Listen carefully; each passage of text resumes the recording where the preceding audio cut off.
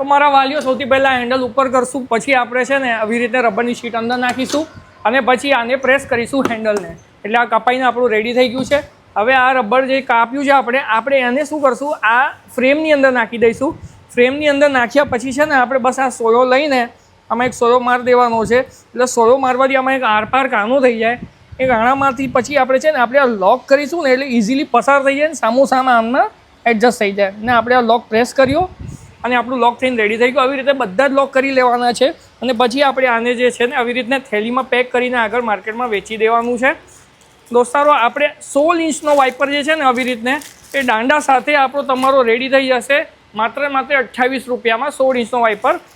આવી રીતે આપણી પાસે મોપ બનાવવાનો પણ સેટઅપ છે અને એવી રીતને આપણી પાસે છે ને ઝાડુ બનાવવાનો પણ સેટઅપ છે.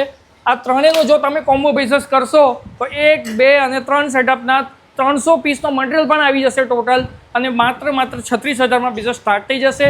જેમાં 5,000નો અત્યારે મેગા ડિસ્કાઉન્ટ છે એટલે માત્ર 31,000માં તમારા ત્રણેય બિઝનેસ સ્ટાર્ટ થઈ જશે આવી રીતે ઘરથી.